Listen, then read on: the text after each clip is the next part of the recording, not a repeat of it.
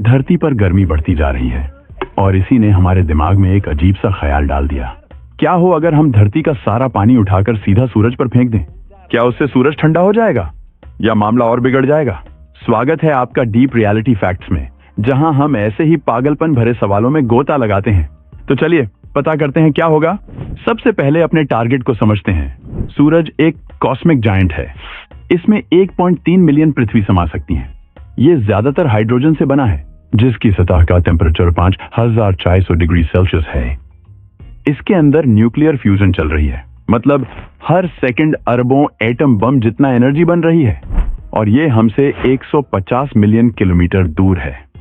तो वहां तक पानी पहुंचाना आसान नहीं होगा, लेकिन मान लीजिए हम ये कर पाए, क्या उससे सूरज बुझ जाएगा या उल्टा जलने लगेगा? धरती पर पानी की भरमार है। 71% सतह पानी से ढकी हुई है। टोटल है 1.3 बिलियन क्यूबिक किलोमीटर पानी, मतलब करीब 554 ट्रिलियन ओलंपिक स्विमिंग पूल्स जितना। पर चलिए पहले छोटा टेस्ट करते हैं।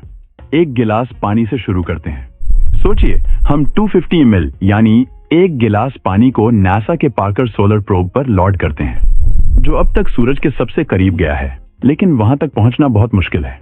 सूरज तक जाने में मंगल ग्रह से 55 गुना ज्यादा एनर्जी लगती है, क्योंकि पृथ्वी 107,000 किलोमीटर प्रति घंटा की रफ्तार से घूम रही है। तो हमें उल्टी दिशा में लॉन्च करना होगा, और जैसे ही वो पानी सूरज के पास पहुंचेगा, वो तुरंत वाष्प बन जाएगा।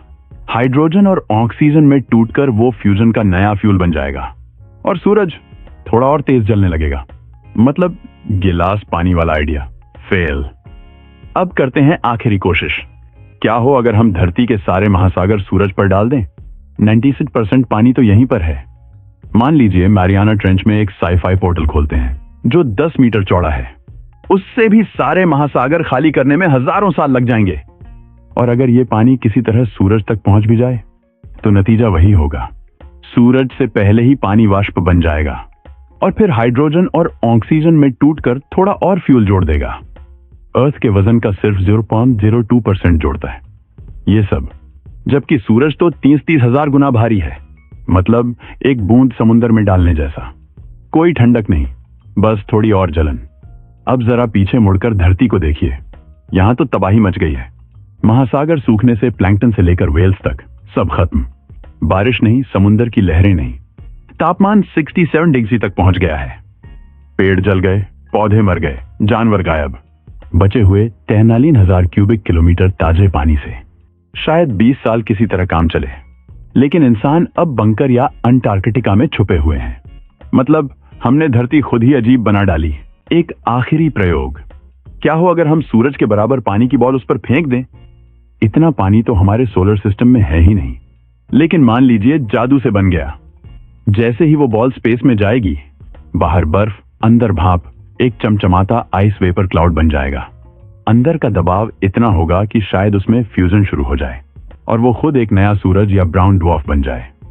अगर वो सूरज से टकराया, तो कुछ देर के लिए कोर धीमा हो सकता है, लेकिन फिर दोनों मिलकर और बड़ा और गर्म सूरज बना देंगे, और इससे अर्थ अपनी ऑर्बिट से ही बाहर फेंकी जा सकती है।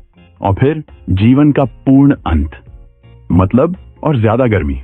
तो क्या हुआ अगर हमने धरती का सारा पानी सूरज पर डाल दिया? रिजल्ट, सूरज और ज्यादा जलने लगा, और धरती रहने लायक ही नहीं बची। शायद हमें सूरज को शांत करने के बजाय धरती को ठीक करने पर ध्यान देना चाहिए। अगली बार सोचते हैं, क्या हो अगर हम अपना कचरा सूरज पर फेंक दें? यह था डीप रियलिटी फैक्ट्स।